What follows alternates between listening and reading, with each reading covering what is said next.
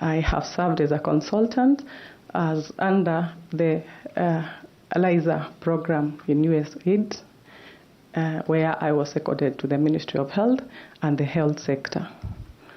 I now serve under Farm Access, also as a consultant in the health sector, and my main duties right now is to deliver a legal framework for quality of care in Kenya.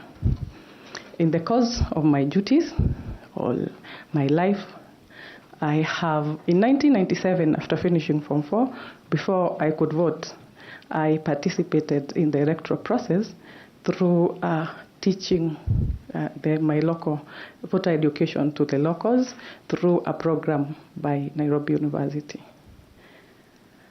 In 2002 and 2007, I served as an election observer.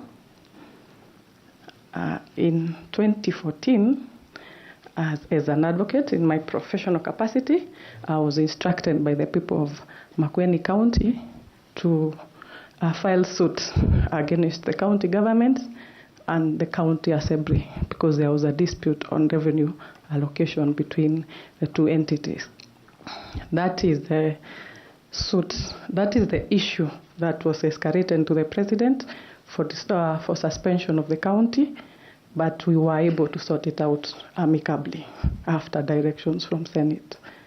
Again, in my interactions with the electoral process, in 2017, I served in the nomination process, party primaries, as the secretary to one of the National Elections Board for one of the political parties. We were able to conduct that very successfully, and only a few cases went on to the political parties tribunal. I have also given legal support to clients in the political parties tribunal and in the mainstream court for electoral petitions. In 2002, again, I gave legal support to several parties, from making the women charter, and for one of the parties again, and then giving legal support in terms of training of agents and aspirants on the electoral process.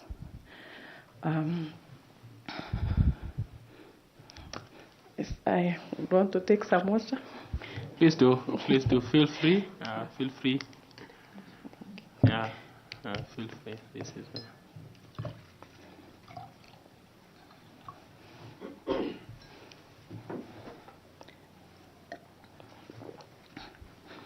So I have been involved in the electoral process, as I've stated, in several instances. I have also, in the course of my duties, been appointed as a member of the Dispute Resolution Committee for the National Chamber of Commerce and Industry. I have served for 5 years. There have been 2 elections within Chamber, which we were able to handle the disputes, and in both instances, only about 3 proceeded to the mainstream court. So I have a lot of experience in dispute resolution. As I stated, I have transitioned to being a legal consultant. My first consultant was with USAID, where I was involved in the legal framework, the new legal frameworks that were being done under the Ministry of Health, or quite a number. I was involved in development of policy. I was specifically involved in the development of the human resource for health policy, which is intended to ensure that there is an end to the mini strikes among health workers. I have also been able to negotiate contracts between a contract between the USTDA, that is a grant agreement between USTDA and the National Quality Control Laboratory. The National Quality Control Laboratory is the body charged with ensuring that the health products and technologies that come to Kenya meet the standards as required by law. So the grant agreement is supposed to ensure that Kenya is able to construct an ultra-modern laboratory that will propel Kenya into attaining the maturity level 3 required under WHO, so that local manufacturers can be able to sell their drugs directly without requiring other certifications. I have additionally been involved in negotiations of contracts called mutual recognition contracts between regulators in Kenya on the health sector, where a person having a degree in Uganda for the East African community, where a person having a degree in medicine in Kenya can be able to be recognized in any of the East African countries. That would be that is very good for Kenya, because we have quite a number of health workers that require to move to the neighboring countries. I have also been able to negotiate again, or part of the people who negotiated the implementation letters between USAID and the Ministry of Health. That was supposed to ensure to give the backing for which USAID could give financial support to the ministry, which was for a budget of about 23 billion. So I was also supposed to have high-level reports between USAID, the USG, which is all the people representing the US government in Kenya, that is the director from USAID, USTDA, that is US Trade and Development Agency, the USCDC, as well as the mission for Kenya and East Africa. So in the course of, I've had quite a number of duties, and they were very high pressure. Sometimes I had to work throughout the weekend, throughout the night, just to be able to deliver, because the projects within the ministry that had to do with USAID were quite enormous.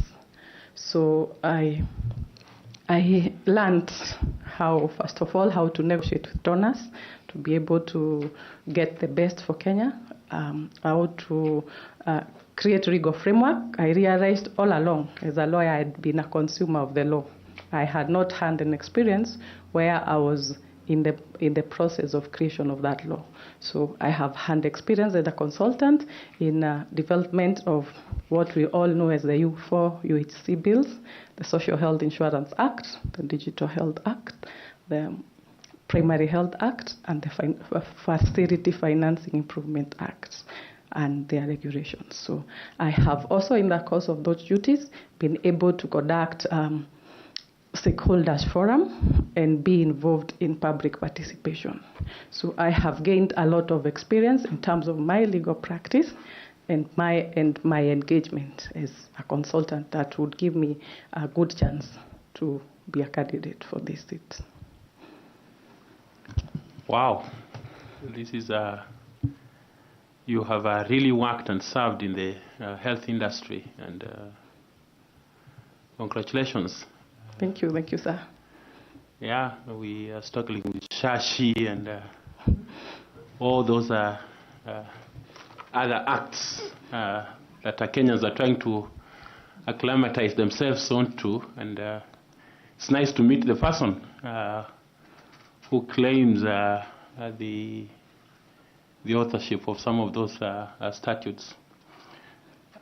As you come into this, I'm wondering why you want to leave such a lucrative industry, healthcare, and you come into this very difficult, not so lucrative, if you like, industry of elections in Kenya.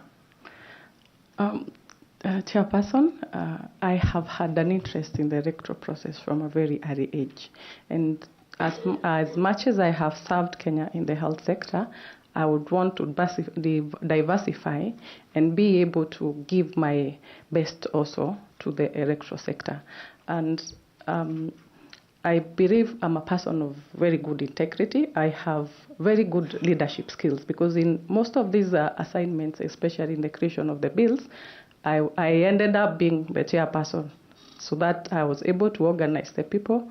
I also ended up being the person conducting the stakeholders forum and also conducting the public participation of these bills. So I think it is time to move to another part of the government, or to be able to serve the people of Kenya in another capacity. And in the creation of these bills, what was the role of Parliament in the drafting? The Parliament, we drafted the bills, then presented to Parliament for them to be able to go on with the usual passing of the bill within Parliament, including that they also did public participation, although the ministry also did that, just to make sure there was wider reach of the people. Thank you. I'll take you over to Madam Linda Kiome here to also ask you one or two questions, please. Linda. Thank you, Chairman. Now, Lillian, why do you think the drafters of the IEBC Act required that the chairperson of the commission to be an advocate? I think the reason the drafters required that is because there's a lot of legal issues that are involved that require interpretation in the normal course of operations. Also, upon creation by the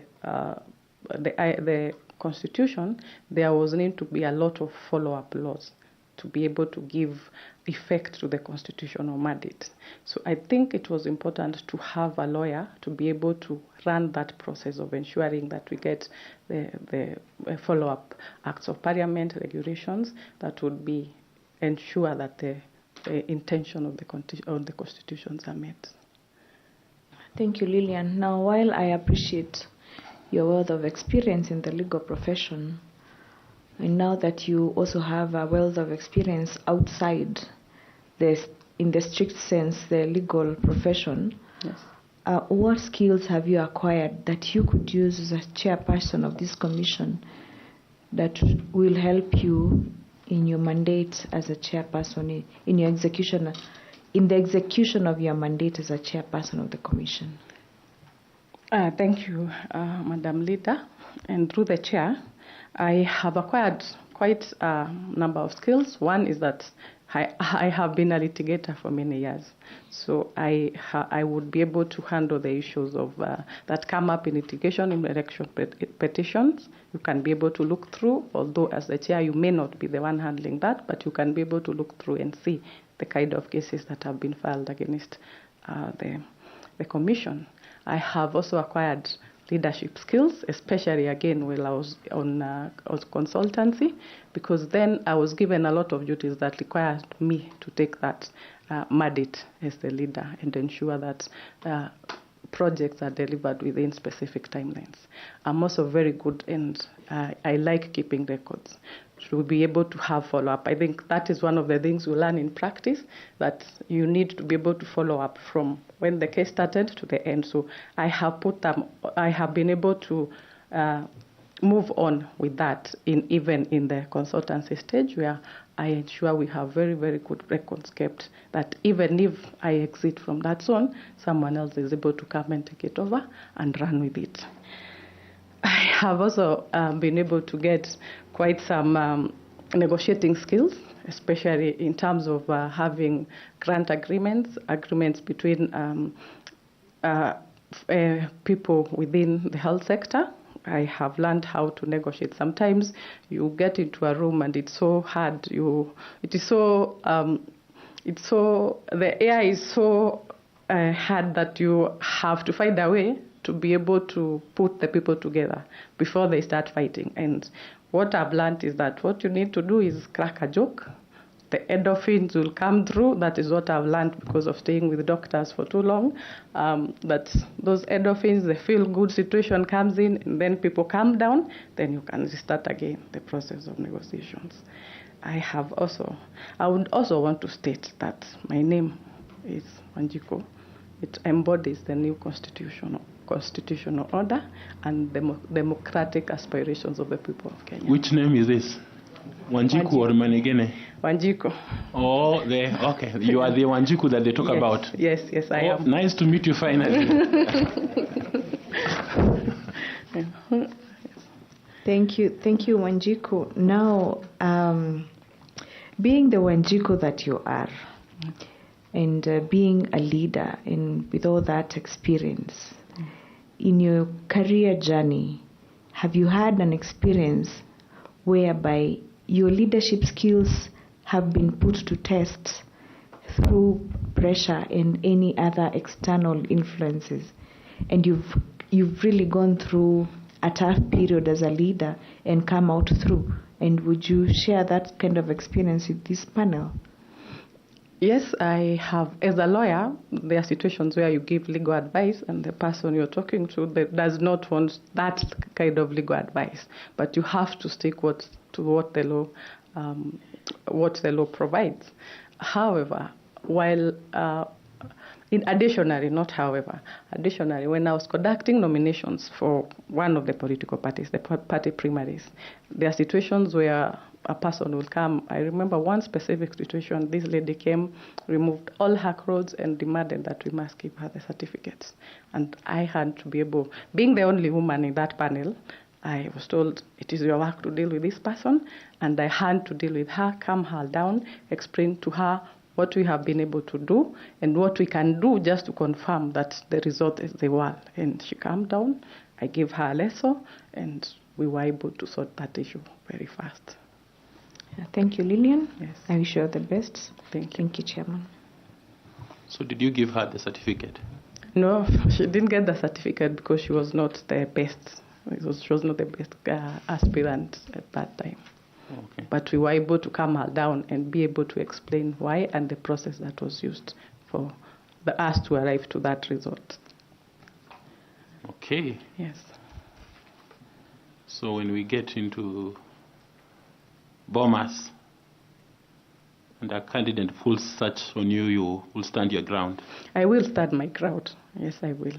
I do not see why, when the law is so clear, and I would want to protect, I would want us as Kenyans, all of us, to be able to have our ambitions and the spirit of the Constitution met as it is. So I do not see why we would be able to sit back and let the political class be able to influence my decision against the results that have been, against the voting and the results that has been done by the people of Kenya.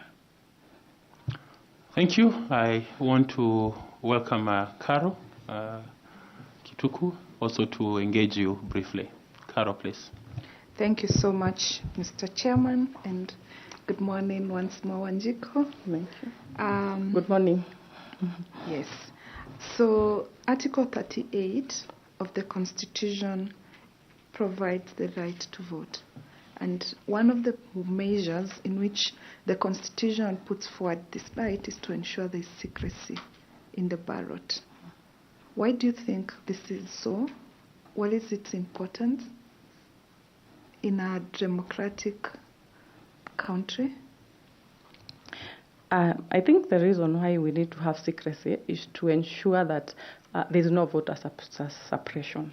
Because if you have been maybe threatened or there's undue influence and it's not through secret ballot, then that person is not able to vote. They would prefer to keep away from the ballot.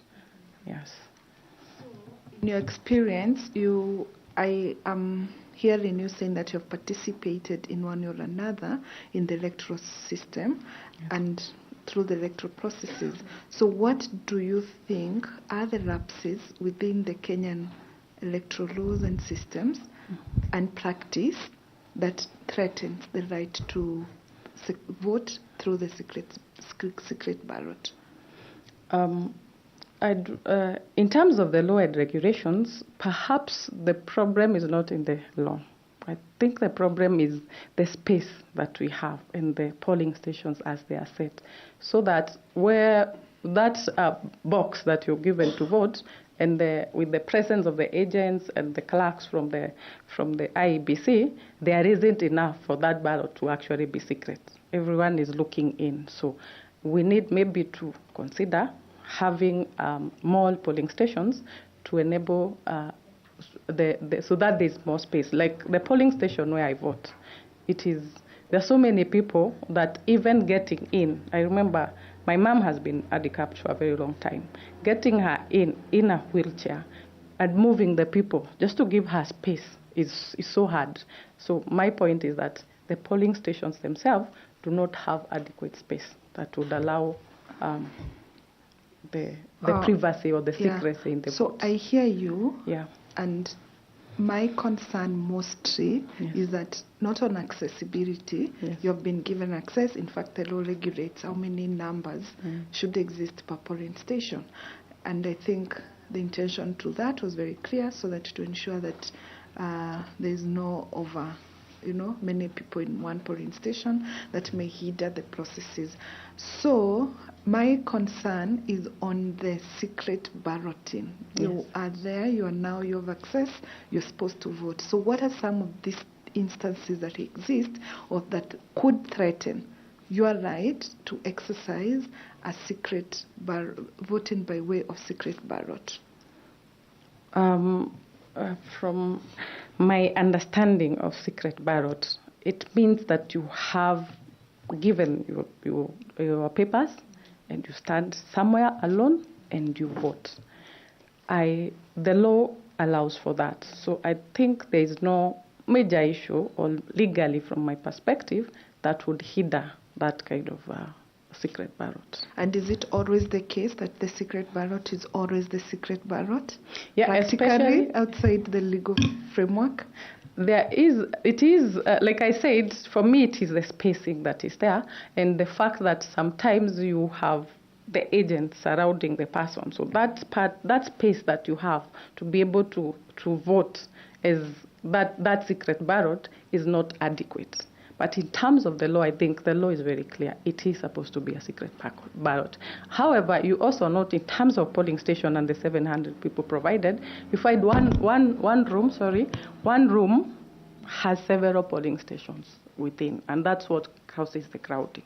So it would be important to be able to study the amount of number of people or the number of polling stations that can be within a specific region. Yeah. Is there any instances when, in the voting process, when you're exercising your right to vote by secret ballot, there is a breach of that secrecy? From my experience, maybe because I'm a lawyer and when I walk in somewhere, no one will try to be able to interfere with that. But from my experience, especially when I was doing the Observer, you find that there are a lot of people who want to come and ensure who you are voting for.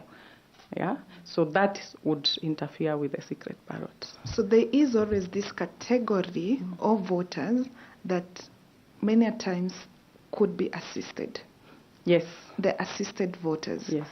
Do you think that that process of having, the recognition of them being assisted voters, their secrecy, their right to secrecy ballot is breached, and if so, how?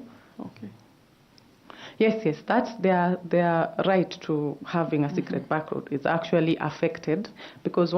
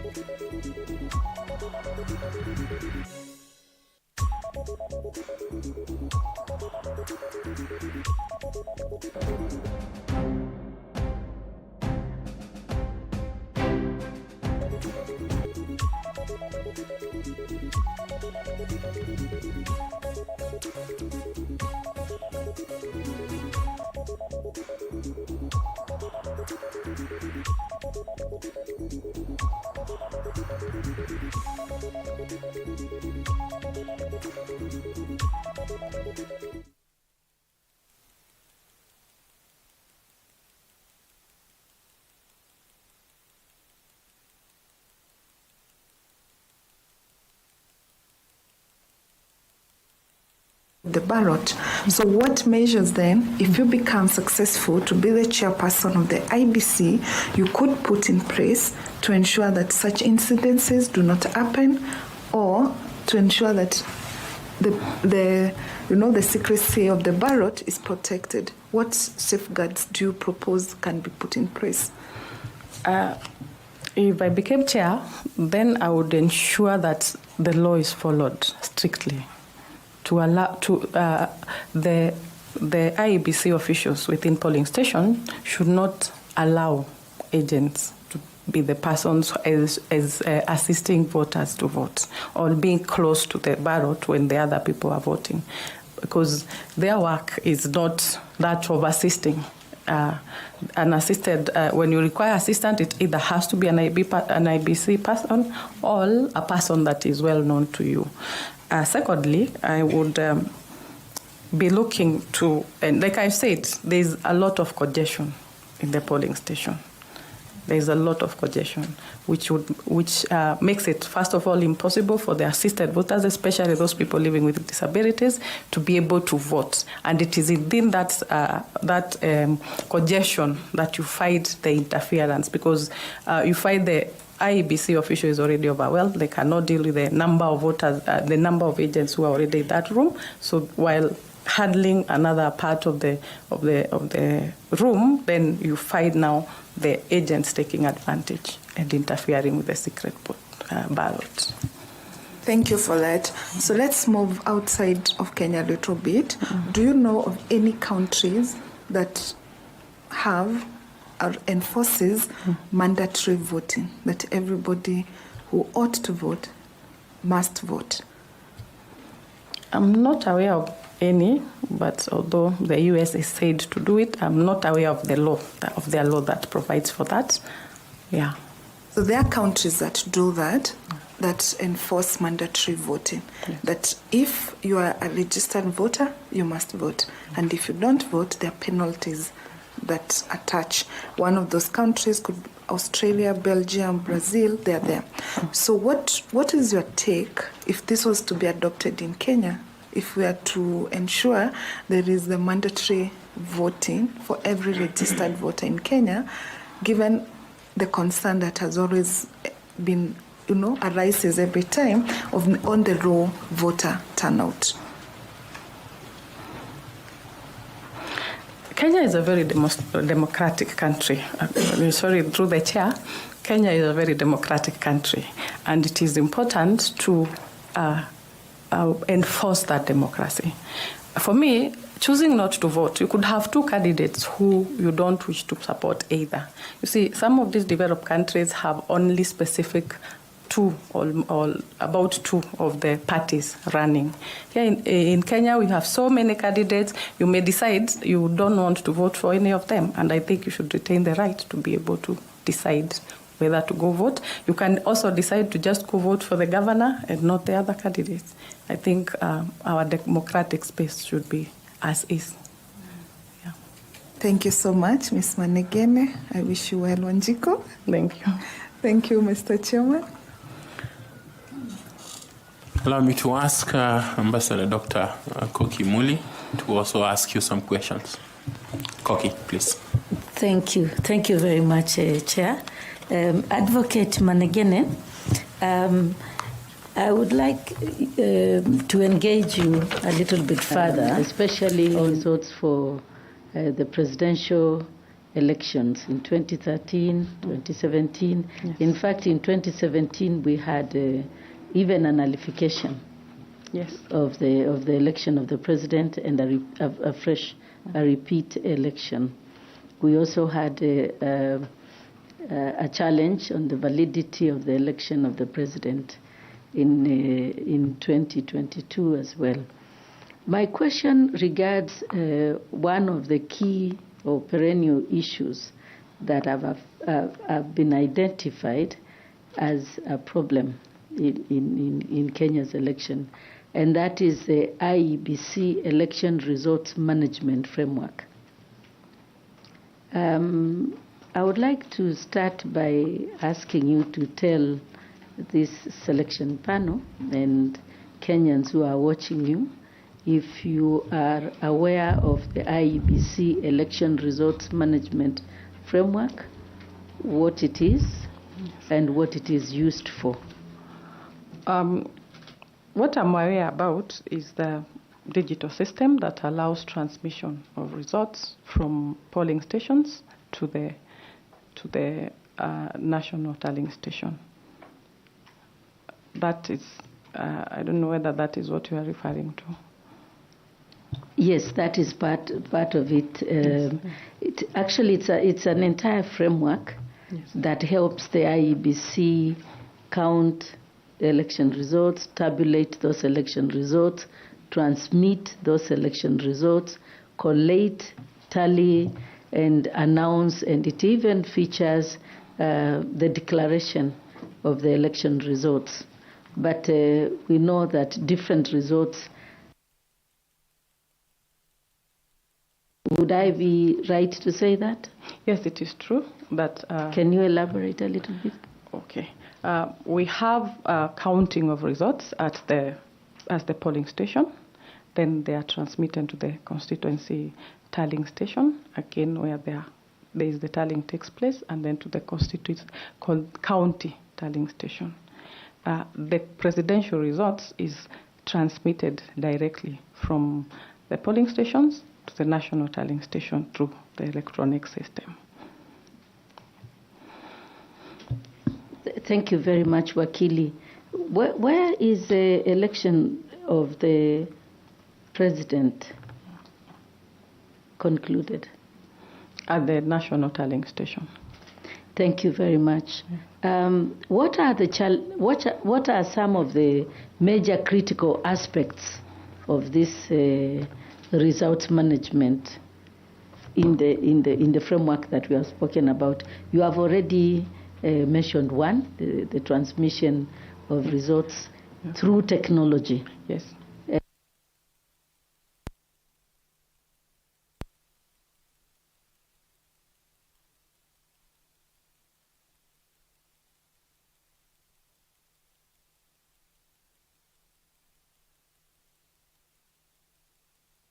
Say the transmission of results from that place, polling station, to the national tallying center is done through use of technology as one of the aspects of this framework that we are discussing. Yes. There are other aspects of it with regard to the results from the polling station. Yes. Those are the aspects I'm asking. Okay, the hard copies of the forms are also then brought to physically to the national tallying station, and that is you now have to confirm between what came through the system and what is in the hard copies of the forms.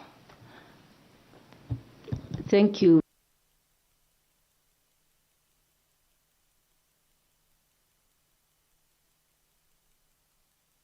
The other 5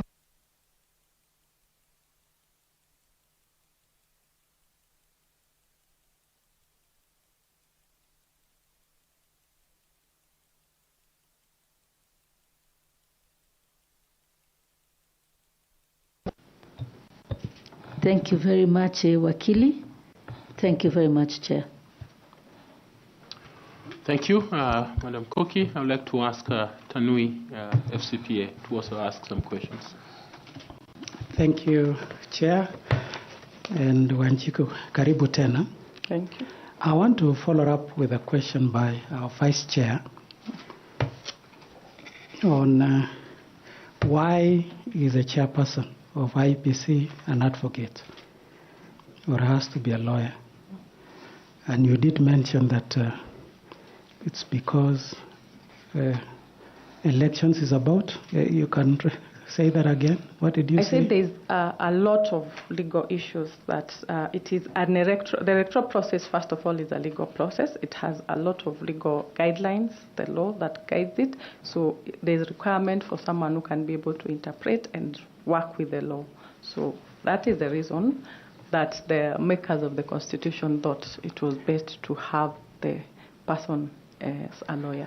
If I say that elections is also about numbers, it's about counting, and we only declare the winner of a presidential election, it is not determined by law, but it is by votes cast, and those votes have to be counted. What would you say? Well, the chairperson plus the commission guide the elections also at county, constituency, and ward level. They were able to sit as a commission and be able to give guidance. So the whole electoral system is owned by the commission, and the people who take over at the county levels have instructions also coming, and where there's need to interpret how that should be done, how to interpret the law, then it is the duty of the commission and the hand of the commission to give guidance on the legal issues. I agree, but I'm also saying that elections is about numbers. And if I go ahead and say that even the chair of the commission should be somebody knowledgeable with numbers, and I take this with regard to the 2022 general elections. One of the contestations that was there was about the numbers. About the votes cast, the totality. You remember the mathematical error by the vice chair. And therefore, if we hypothesize that even a chair of a commission should either have both legal and accounting, or somebody good in numbers, what would be your comment? My comment on that, actually, I agree with you. It is mathematics. It's 1 + 1 = 2. It is not about, at the point where you are doing the tallying, it is about mathematics. It is easy as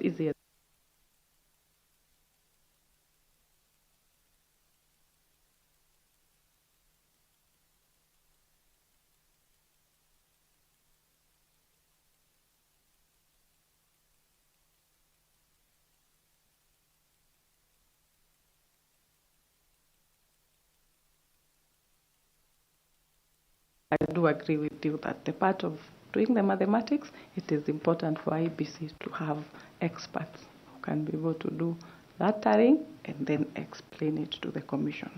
And maybe part of the commission members should have that kind of experience. So what is your understanding of the role of the chairperson of IEBC?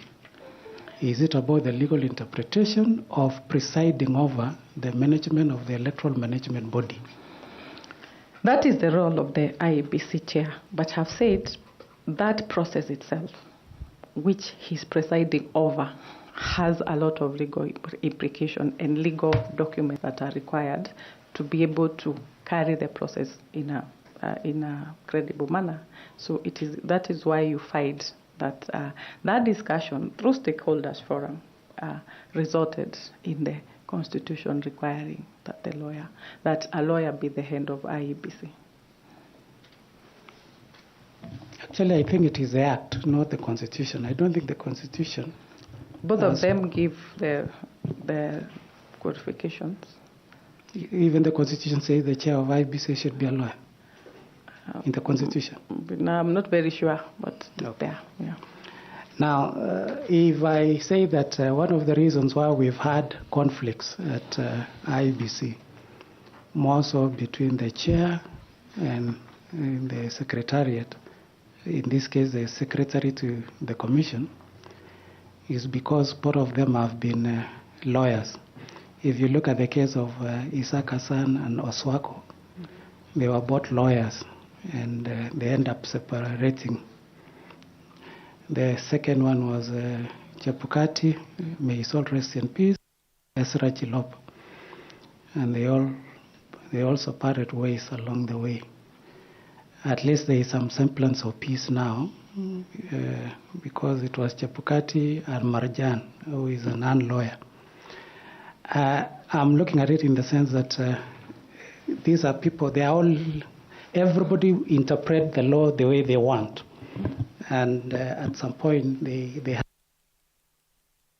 have so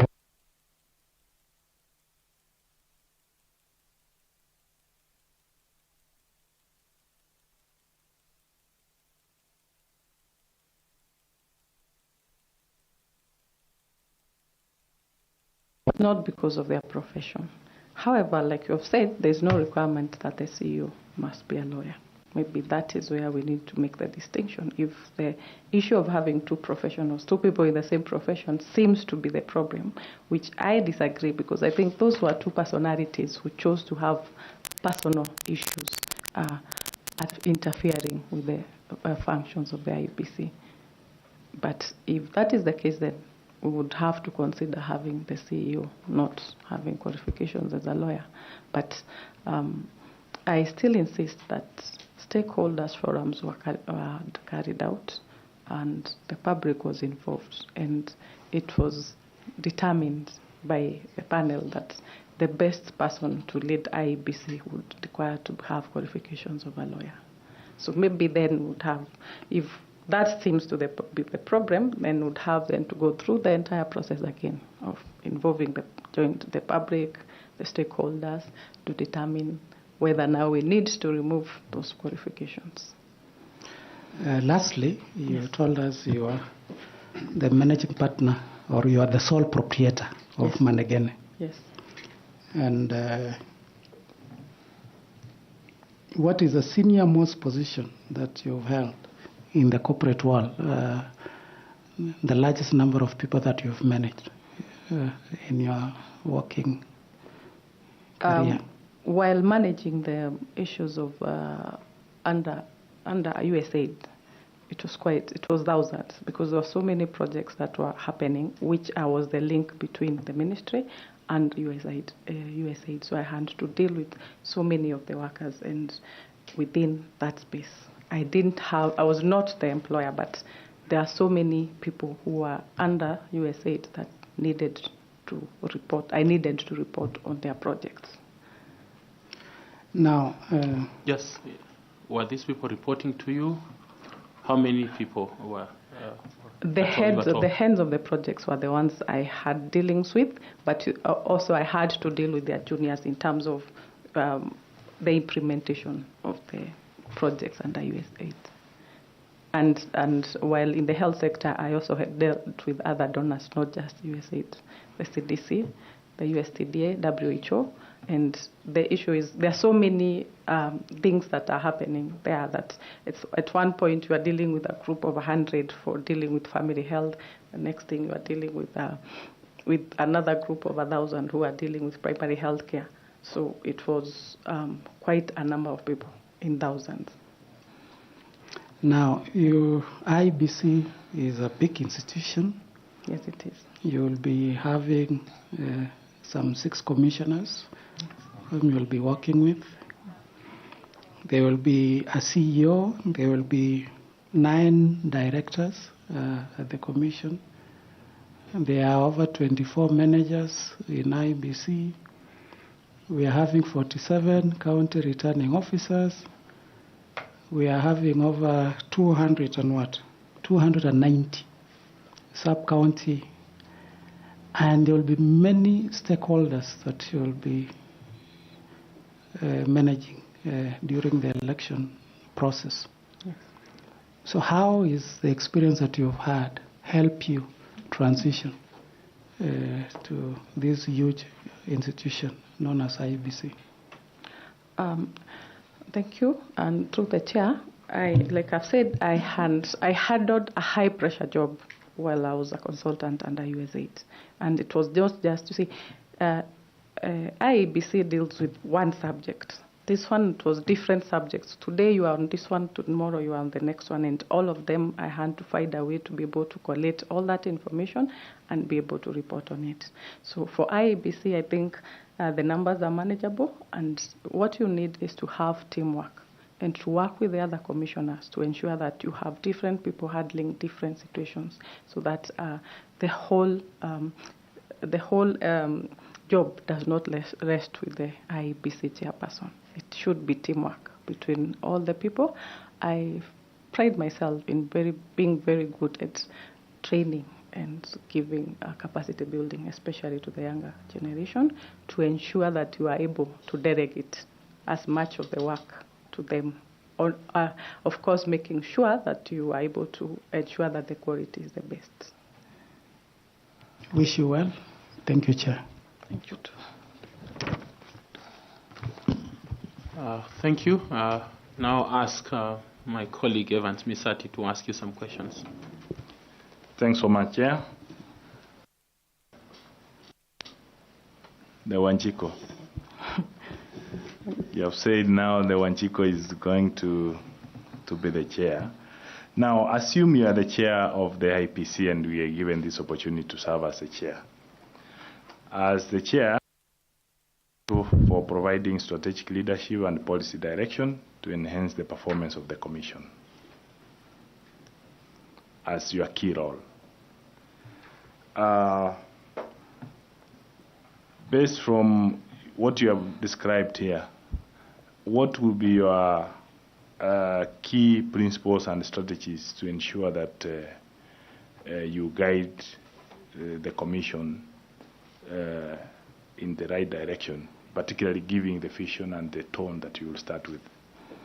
I would endeavor to ensure that IEBC is the most credible management, electoral management body that will be able to protect the democratic aspiration of the people of Kenya. And how would I do that? I have said I am very keen on teamwork. I would ensure that we are able to work together with the other commissioners and the secretariat to ensure that there is a proper policies are set. I have had a lot of experience in the making of policies, so I would then transition that knowledge into ensuring that we have good policies that are able to guide the secretariat on how to provide their services. Like I said, I have very good leadership skills. I find my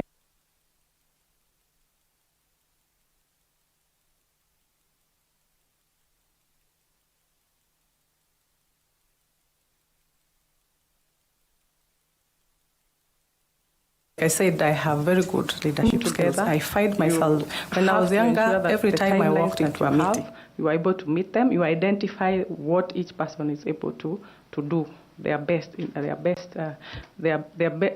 their best capacity, and then setting timelines, giving guidance, so that now as a team you are able to give the best for Wajiko.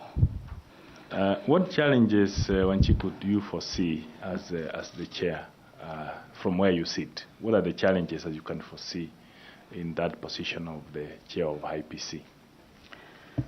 Thank you. And through the chair, I really can't see your name, so I apologize for not referring to you by name.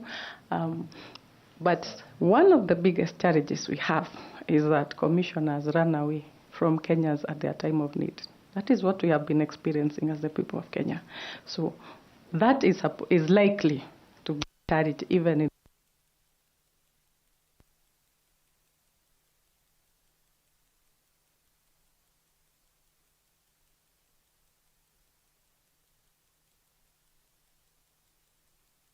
that is likely to be a challenge even in the next general election. So as a legal practitioner, I would ensure that there are legal provisions, or the law is amended to ensure that there are very stringent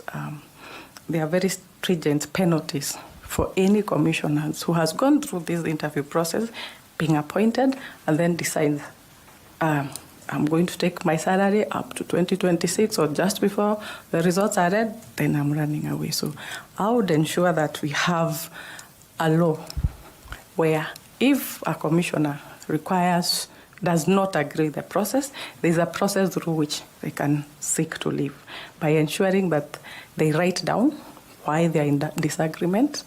Just like the Supreme Court does, there's always the dissenting parties in the Supreme Court. So that is what I would suggest in addition to the law. That if at the time where, because the presidential elections are the ones that are usually so disputed, in the process of preparing at the time when that arises, then every commissioner should write down the reason for dissenting, and they should read it to the public before the results are presented.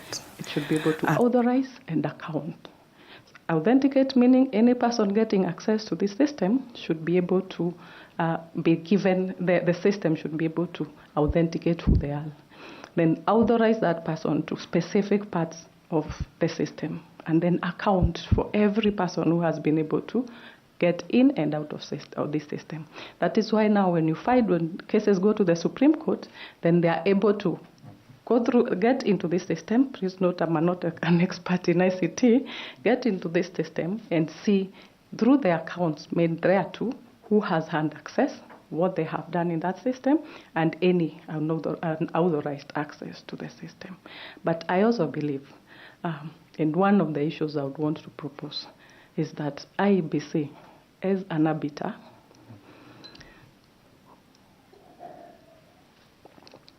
and a Constitution Commission, should not be a respondent in petitions. Because the minute you make IEBC a respondent, what happens is they work together with the winning party to be able to win the case. Because all of us are participants. We have all been sued. But if you make the IEBC more like a friend of the court, not in that manner, but in the manner that they are required within specific timelines. When there is a petition filed in Kiambu, then IEBC is required to provide the evidence and the information without being a party to that. You give a chance to get all that information and be able to give a judgment that corresponds to the needs that correspond to that particular petition. Let me just ask. So who will be that? So who will be the respondent? I have failed in an election.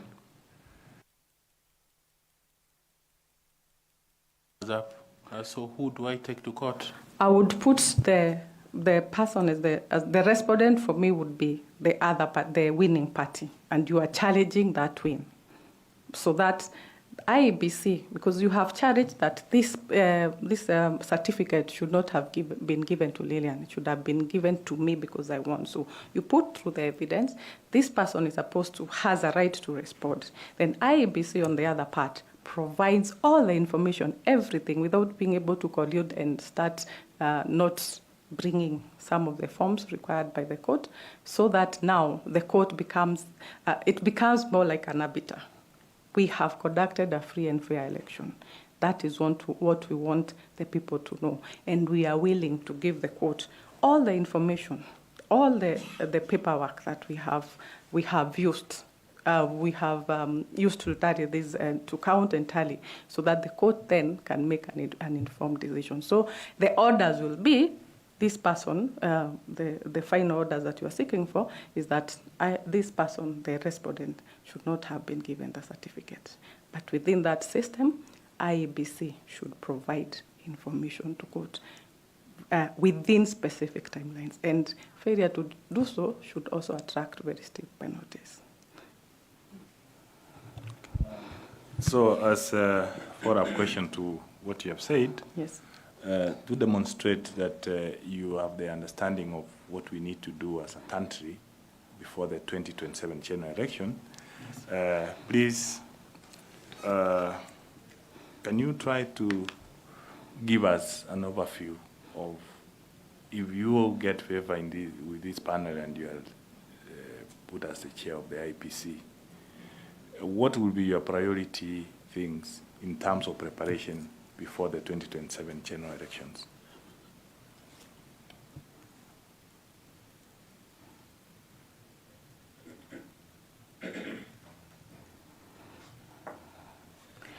I would have a number of priorities. So what I would do is have several teams working on these priorities at the same time. One of them is we are already very late in terms of voter registration. We have lost almost 2 years. So we have about 3 years of young boys and girls who have qualified and have not been registered. So it is important to have to start immediately. And I would suggest, of course, to my team that we start with massive voter registration. Not the usual one, but we call for the massive voter registration for the people of Kenya.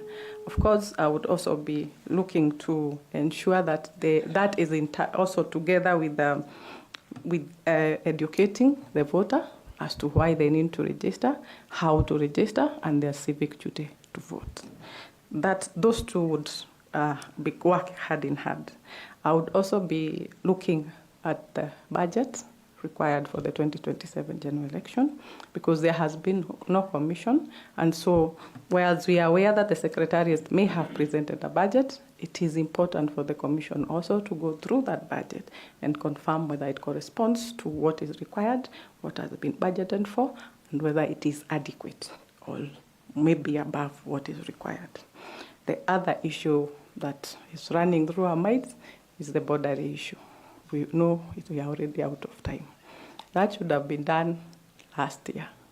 We need to be able to cool down our people and be able to have a conversation as stakeholders, as the commissioners, as the secretariat, as the people of Kenya, to ensure or to have a way forward on how to handle the issue of border delineation, while also considering that the timelines between now and the 2027 general election.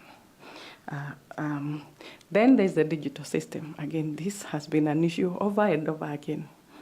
It is important to start. It's to be able to get it in good time. Procurement. I would ensure that whole process of procurement within IEBC is very, very open. I mean, you can tell people we are now looking for the system. Communication in Kenya is very easy. You can reach our young people through social media, the elderly through the TV. My mother watches, throughout the day. So, and there are those, of course, who still buy newspapers. So, what I would ensure is that there is very constant communication with the people of Kenya on the procurement processes within IEBC. Thanks so much. I wish you well. Looking forward to our Nchiku chairman. Thank you. Well, Ms. Fatuma Saman, would you like to ask some questions to Wanjiku? Yes, thank you, Chair. Wanjiku, welcome. Thank you, Fatuma. Political parties are key players in the electoral processes in any democracy. Would you please tell the panel the role of the political parties as key stakeholders of the IEBC?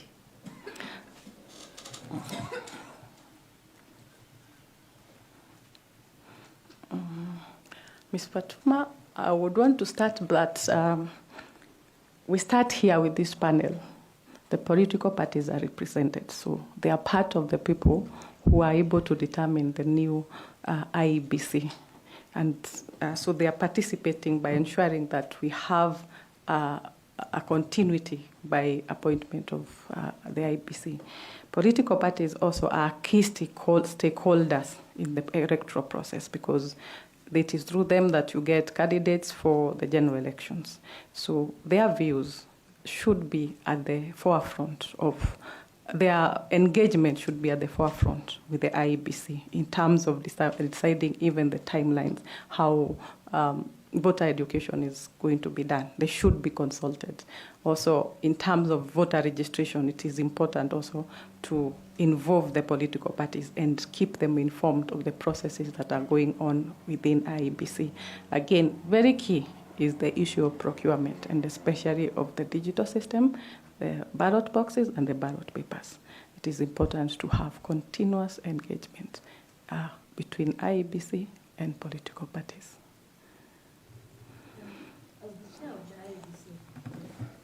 As the chair of the IEBC, what strategies would you put in place to ensure continuous constructive engagement with the political parties without necessarily compromising the independence of the Commission? I am aware of the existence of the Political Party Liaison Committee, which is supposed to have engagement with the IEBC. So for me, I like order. So I would ensure that there is continuous, and if there are set dates within maybe monthly, quarterly, where we have meetings between the IEBC and the political parties. However, I am a strict follower of the rule of law. I believe that the law should be followed to the letter. So, and it is very clear that political parties have no influence on the activities of IEBC.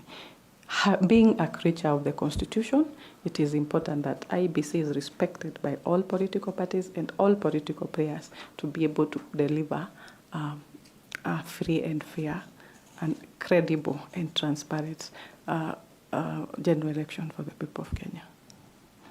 Any particular strategy? The strategy for me would be to have the engagements, structured engagements, so that the issues that every political party wants to bring are discussed in an open room. Then I would also, like I said, ensure there's constant communication of the affairs of the IEBC, where IEBC will be able to tell political parties, this is where we are in terms of preparations. This is where we are in terms of any procurement that will affect the general elections. This is where we are in terms of voter registration and voter education. So the strategy is to ensure that you give communication to the political parties, there are structured engagements, and where the political parties cross the boundary, you should be able to tell them, this is what the law says. Thank you, Wanjiku, and wish you well. Thank you.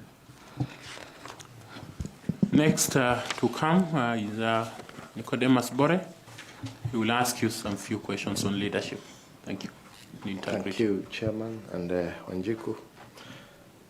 We are recruiting 7 members of IEBC Commission. Yes. You have applied to be the chair of that commission. Yes. The people we are bringing on board are of different diversity and diverse skills, experiences, backgrounds, and so forth. In the previous 2 cycles of elections, we've had what we call boardroom wrangles among the commissioners. Can you tell this panel what strategies you will have to make sure that the team that is picked will work cohesively to serve the people of Kenya diligently and with a lot of integrity, and will not experience what we have had the last 2 cycles?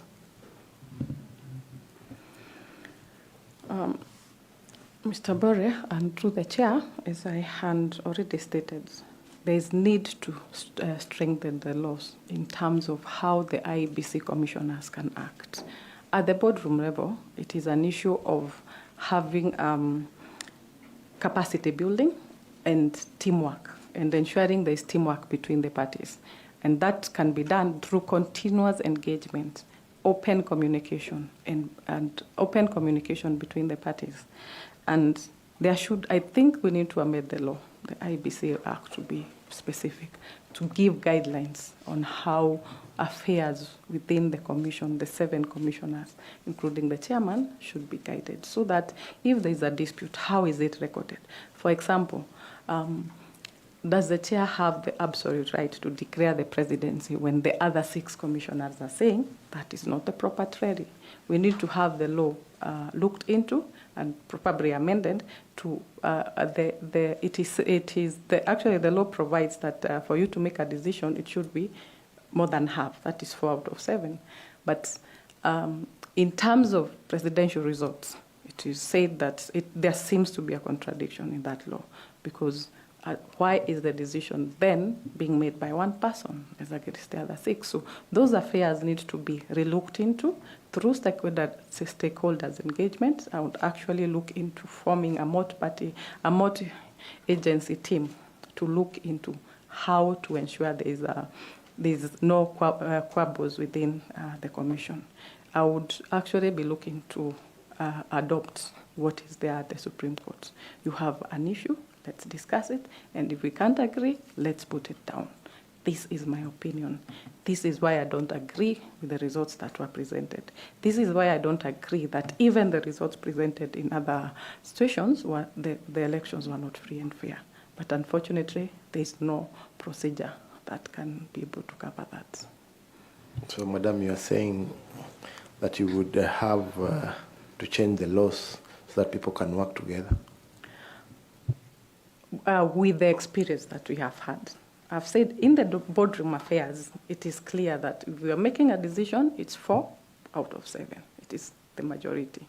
That wins. If we are going to obtain the oversight on the procurement process, and we are saying we are not going to take that company, and 4 out of 7 have agreed, that is how we are going to go. That is what the law allows. But the issue that has not been sorted out is in terms of declaration of results. And that's where you fight Iebc commissioners disappearing on the people of Kenya at their time of need. So we come through this system. We have offered our services to the people of Kenya, but on the day that they need us most, then you disappear. So that is what needs to be guided by the law. Can you be able to just walk out? If you need to walk out, what should be the process to be able to do that? If there's a disagreement, and that is on the issue of the results, and they really cannot agree, there should be a law that provides for how to handle that. Otherwise, it will be just the usual boardroom wrangles on a very important issue that affects the whole of Kenya. So you don't think it's about the leadership skills of the chair? I think also in terms of, that's why I said in terms of the boardroom affairs, there are already provisions. Of course, you require to have a chair who is able to deal with everyone, who is able to gel, who is able to give very good leadership skills and follow the Constitution and the Leadership and Integrity Act. That person is the one who brings the glue to the group. But like in the general elections, there's a lot of political party interference or political interference at that point. That's why it is very important to have the law being the one providing for what should be done in that kind of circumstance. Yes. Now, there was a case that involved Lilian Wanjiku Managene, which I believe is you. Yes. Versus Kimunge Limited. Yes. On a bounce check. Yes. That you provided. Yeah. Can you please tell this honorable panel how that case went and whether it was resolved thereafter? That involved a business that we were doing with a friend, and we were unable to agree at the point where we were not able to make a lot of money. We were not able to make money from it, so the person demanded that they needed their capital back. So, of course, we had a disagreement on how that was to be handled.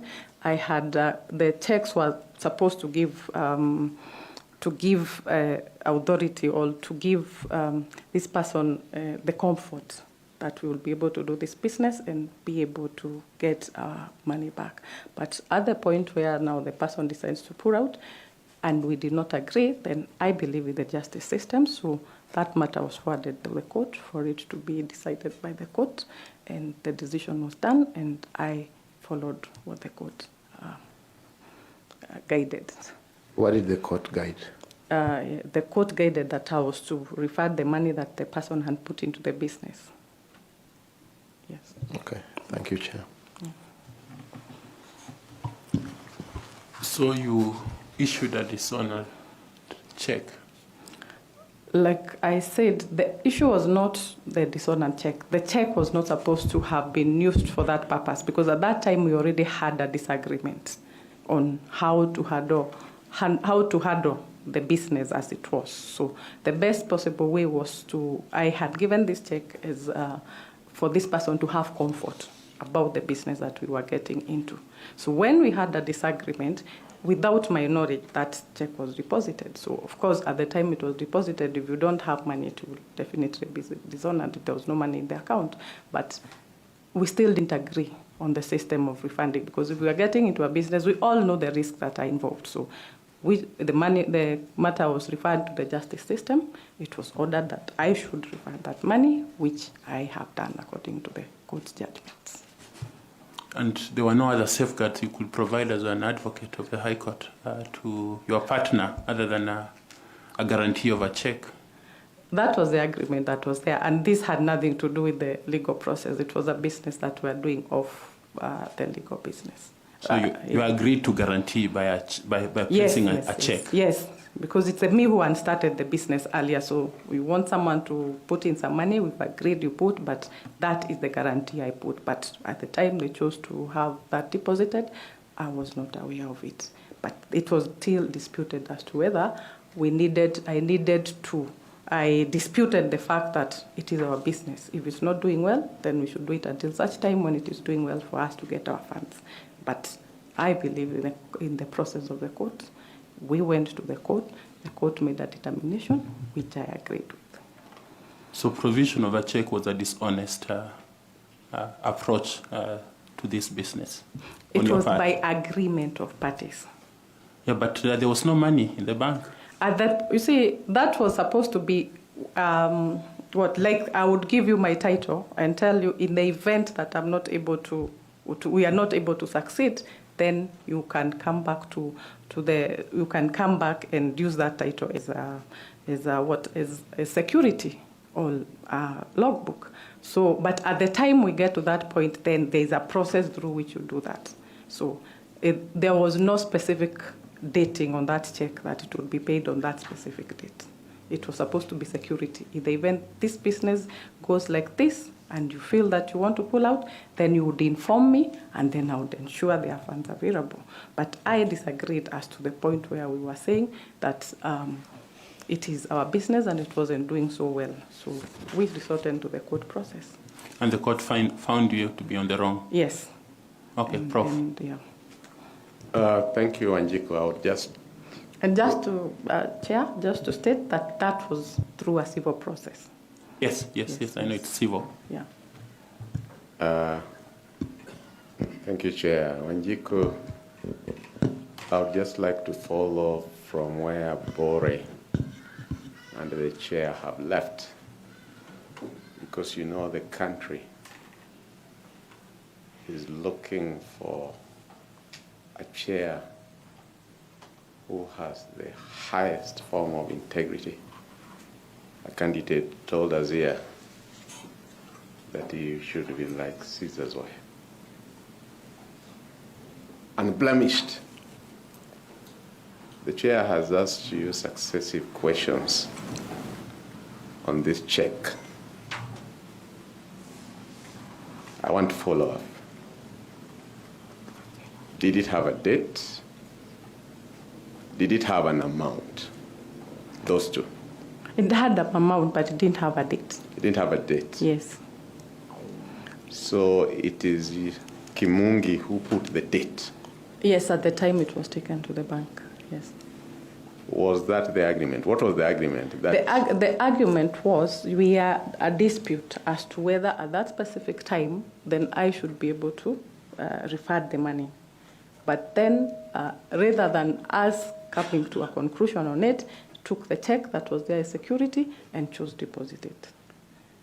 Just make me understand. Why would, let's assume I'm Kimungi. I'm in an agreement with you, and we have agreed that in case of anything, A, B, and C, why would I have to hold the check without a date? Why would it be that at the time that we need to sort it out, you would then issue me the check unless you are going to be out of the country? Just make me understand. It's just, like I just want to see the logic. It's more like you would give a logbook to Yes. someone Yes. with as security. Yes. We are doing this together. If in the event that there are issues that happen, then I'll be able to use that logbook to be able to claim back my money. So at the time when you decide now, this person we are not able to do this business together, then that person, the best that would have happened is, rather than have that check deposited, is come back to me, or we come to a compromise where we say, I am not going to be a member of this business, give me back the money that I put in. And actually, if you look at it, it wasn't just the amount that was in the check. It was more than that. I had already given back some of it because at that time the business was making very well. Very well. I've heard you. Yes. So it was not through a dishonest system on my part to be able to do that. It is that it was done without my knowledge, first of all. Because if you deposit a check and I don't know about it, I would expect you to tell me you are depositing so that I also ensure if it's moving money from another account to that one, or it's moving money from wherever, then it is there and it doesn't become dishonored. But for me, I feel that that should have been handled in a better way. Was there a written agreement to that effect? No. Yeah, that's it was a gentleman's agreement. That's why I was telling you, let's leave it, because the more you go, then the more I interrogate, because the way you're explaining it, if there was a written agreement, then we would say that he breached that agreement. But you are saying that there was no agreement written to that effect. So let's leave it to rest there. Yeah. You told us you are the proverbial Wanjiku. You have the name Wanjiku. Yes. That every time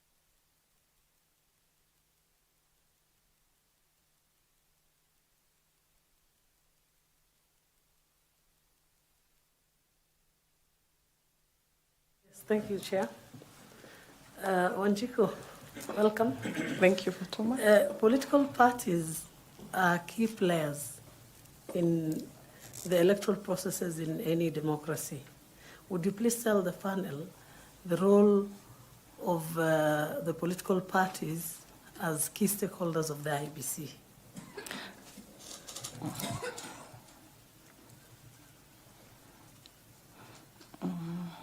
Ms. Fatuma, I would want to start, but we start here with this panel.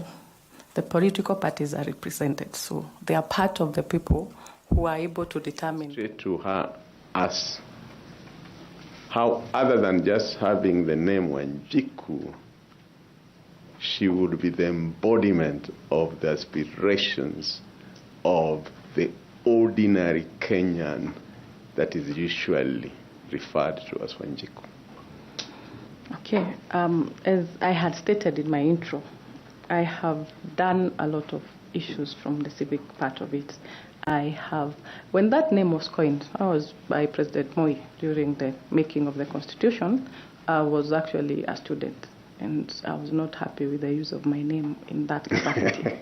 And I was very happy when the cartoonists were able to switch the narrative to say that it is the Wajiko's Constitution. So Wajiko, I am Wajiko by virtue of being a Kenyan.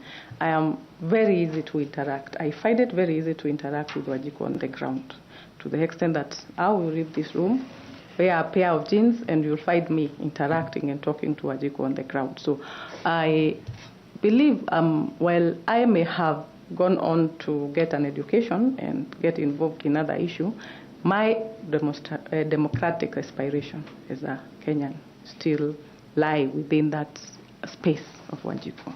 So I have, like I've said, been involved in a lot of stakeholders' engagement and public participation. So I would ensure that Wanjiku, Halima, Chelono, all of them are involved in this process. And I would ensure that there is transparency in the process of in the processes of IEBC to ensure and then I would also ensure that Wanjiku is kept is the communication with Wanjiku is very transparent, so that they are able to know what is happening in IEBC. We want to do mass voter registration. We are doing it between this and day. Then you ensure that it's all over the social media, that the information is communicated to Wanjiku in the language that they understand. And having been that Wanjiku at some point, then I'm able to associate and know what the needs of Wanjiku would be. Thank you very much. Yes. The last question from me, again, touches on integrity. What are the core values that guide your decisions when faced with morally gray areas in professional life? Sorry, Mike. What are the core values that guide your decisions when faced with morally gray areas in your professional life? Okay, my core values stem with, first of all, I believe in the rule of the law. I would be able, where there are gray areas, then I would look to ensure that the decisions made speak to the intended or the intention of the law. I would ensure that I have, I'm able to have transparency in my dealings so that people are able to understand where I am coming from. And the issue of effectiveness and efficiency in the running of the business or affairs of the of the IEBC. Also, I have, like I've said again, my leadership skills have been very good. I'm able to organize people, organize assignments, to be able to ensure that we get the results that are required. And working with USAID, it actually taught me a lot of issues in terms of timelines, delivery within specific times. You are paid for what you have delivered. You're not paid just because you're supposed to have been at work that day. You must be able to prove it. Actually, it's paid per hour. You must be able to account for each hour of what you have been doing. So I bring a system that is, I'm able to work under pressure, sometimes working during weekends and long working hours, just to be able to deliver what is required of me. Thank you, Chair. Before you come back with some two short questions, I'd like to ask Madam Koki to do a follow-up, please. Thank you very much, Chair. Wakili, there are two statements that you made that have made me to come back to clarify. The first statement was that commissioners, like judges of the Supreme Court, can write dissenting opinions on what they saw in reference to what happened in Bomas. I want to seek clarification, and perhaps for Kenyans and members of the panel here, that in an election, let's take, for example, the presidential election that made the Cherera Four to leave Bomas and to dissent, was because of they disputed the results that were announced. The law is very clear that a presidential candidate wins when they garner 50 plus 1% and 25% in 24 of the votes cast in 24 counties. Now I'm just imagining a scenario of the kind of dissenting opinion that you are saying that they can write. In that regard, if the chair is on his or her own, and there are three commissioners on this side saying that the presidential candidate has won according to the Constitution and the law, and the three commissioners are saying the presidential candidate has not won. What are you saying? That the three can say to Kenyans that they disagree, and the others can say they agree? Then what is left for Kenyans? Please just explain that, then I will ask the follow-up for the second one. What I'm saying is that I would propose amendments to the law that allows the dissenting. We may not use dissenting as is used in the Supreme Court, but I have a reason why I am leaving Bomas. I'm running away. And that is what caused disunity within Kenyans, because they don't know why. It is not somewhere. It is, I would be proposing that it is put in writing Why have I left? Why don't I agree with this process? So that all this information then, when you go to the Supreme Court, it's presented there for the court to make a decision. Also, to build confidence of IEBC within Kenya. Because when we have a commission of 7 people, and 6 of them decide to abandon, it is not what is there under the law. It is what is created or what the people of Kenya see about the IEBC. So how do we make it easier for the people of Kenya to be able to understand what is happening? You have seen the Supreme Court is able to calm Kenya when it goes there, because there are already systems that have been set on how to handle even where judges disagree on a judgment. So those are the kind of proposals I would be making. They may not mirror exactly what is there at the Supreme Court, but there needs to be a system through which commissioners don't walk away. They have a system through which they can communicate to Kenya that this is why we are saying we are on this side. And before the results are released, then they should be given that opportunity to talk to Kenya. That will create unity within the people of Kenya. Wouldn't that affect the legitimacy and the credibility of the result and leave Kenyans without a result?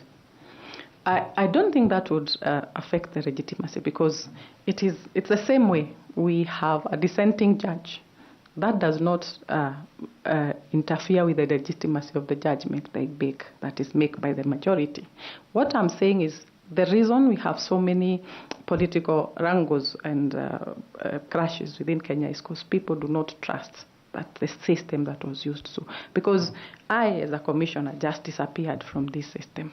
I did not tell Kenyans. That communication is very integral to the people of Kenya, to tell them these are the results. And then we still have another arbiter, who is the Supreme Court, who will be able to look through all these statements that are made by these commissioners while making a decision as to whether the election was free and fair. But walking away creates disunity. It creates the image that that whole activity was not free and fair. Thank you very much. The second point you raised was very interesting. Before you vacate that, this touches on the point that FCPA and we asked you.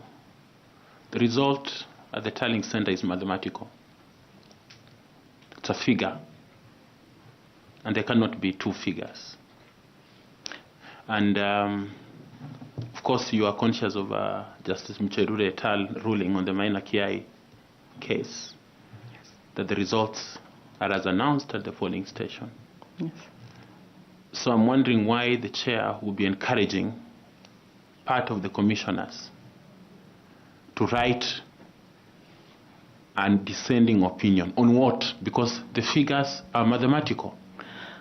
Now that is where the question comes in, Chair, because it is very mathematical. I agree with you. It's a matter of 1 + 1 is equal to 2. But people have sat in a boardroom and have refused to agree on those figures of, they have done their 1 + 1 and it has gone to 7. So there is a result, which will be announced by the IEBC commissioner. However, other people have said, we do not agree on this. Even be a boardroom issue here. If they are just told, you go away, okay, what do Kenya read into that and the affairs of IEBC? That is where we get a situation where people do not trust IEBC. Why are they dissenting? It is mathematics. But you see, if I come and give my reason why I'm dissenting, then you are able to make a decision as a Kenyan and say, hey, what you're saying does not make sense. But when I just walk away and you don't know, and the Kenyans don't know what that person has left, then that creates an issue as to the credibility of the electoral system. Thank you again, Chair. The second point you raised that was very interesting is to say that IEBC should not be enjoined as a respondent in a matter. I'm just requesting you to sort of clarify for the panel and for Kenyans what that means. Take, for example, the scenario where you responded that the applicant, who would be the losing candidate, would sue the winning candidate. What if the winning candidate said, listen, this election was free and fair, was conducted by a neutral arbiter, the IEBC. I have nothing further to say. I'm not the one who conducted the election. And therefore, the result stands. And you have sued me. I'm not the one who conducted the election. I was declared the winner. And then the judge, as you said, the judge then gives the IEBC the timeline and says, bring this evidence that you conducted, you didn't conduct a free and fair election leading to the loss of this person, or you rigged the election. So, I mean, would the IEBC be expected to actually accuse itself by providing evidence that shows that they bungled the election, therefore the applicant lost? That is the dilemma that I'm seeing. But perhaps you can explain yourself what you meant by that. That would be useful. Thank you. Thank you again, Ms. Koki. Mrs. Koki, Ambassador Koki, through the chair. Again, what I'm trying to say is that our system in Kenya, the legal system, is adversarial. It is not inquisitive. The court is not allowed to call for evidence, do an investigation, and come up with the answer. What we do is you sue the person, you start the petition. So when I am defending myself, I will put only to the court only the information that is enough to defend myself. And that's why IEBC should not be a party to that suit. But the law as it is, should be able to require that IEBC, a petition has been filed in Kisumu County, and within 7 days, IEBC should provide all the information, because you are an independent arbitrator. There's nothing to hide. You're not trying to prove that you did the elections wrongly or rightly. You're supposed to present to the court that information, and the court to make a decision whether how it was conducted, how the results were read, how the results were tallied was the proper way. It is it's an arbitrator. The minute you put IEBC together with the winner, and by experience that's what you do, you start working together with IEBC. And IEBC then only provides minimal information to the court, in which case, again, we go to the process of, was that election free and fair? Because if it's free and fair, why would IEBC require to hide the information? The arbitrator is the court. Then you provide that the court audit that process and give a judgment as to whether that was done properly. That would actually go very far into building confidence within the IEBC. Thank you very much, Wakili. Thank you very much, Chair. Finally, Professor Adams will ask some questions to you. Wanjiku, during your presentation, you demonstrated a good grasp of the constitutional journey and the electoral journey the country has gone through. Who was the chair of the Electoral Commission of Kenya? The first one in the post-multi, after the return of multi. No, in 1992. 1992, 1997, that was Kivuito. That is the earliest I had an engagement with the electoral system. Okay. I remember Kivuito, yes. All right. Who is the current chair of the Council of Governors? Forgotten. Abdullahi from one of the counties in there. I have forgotten his name. Thank you. Yeah. All right. Thank you, Wanjiku. It's now the time for you to crack the joke for us. If you have any comment or question to ask, kindly do so. I will say that, as like I said, my name represents the constitutional aspirations of the people of Kenya, and I would like to be given this opportunity to serve the people of Kenya in the capacity of IEBC chair, because I think even the name will go very well in ensuring there's confidence by the people of Kenya in IEBC. I hope you remember the hustler narrative.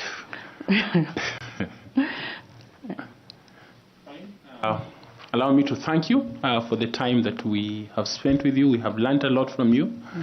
Thank you very much for allowing us to come into your space, to know you, to appreciate who you are and the capacity that you have. And we indeed are grateful that you spend time with this panel in this manner.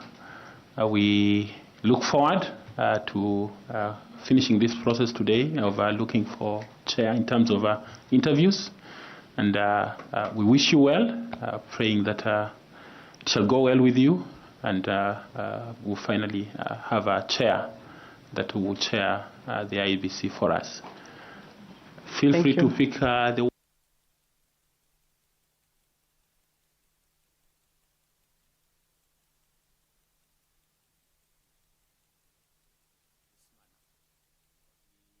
look forward to finishing this process today of looking for chair in terms of interviews. And we wish you well, praying that it shall go well with you, and we'll finally have a chair that will chair the IEBC for us.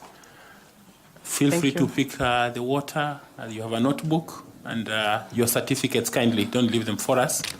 Yes, ensure that you have all your documents with you. Thank you, and God bless you. Thank you too, and have a good afternoon. Thank you.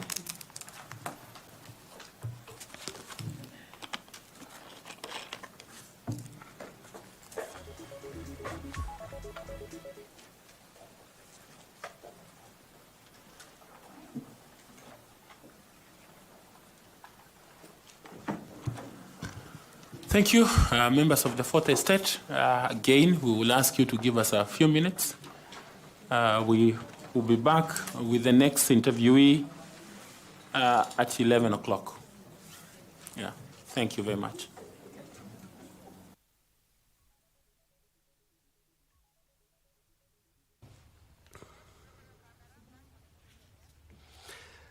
Good morning.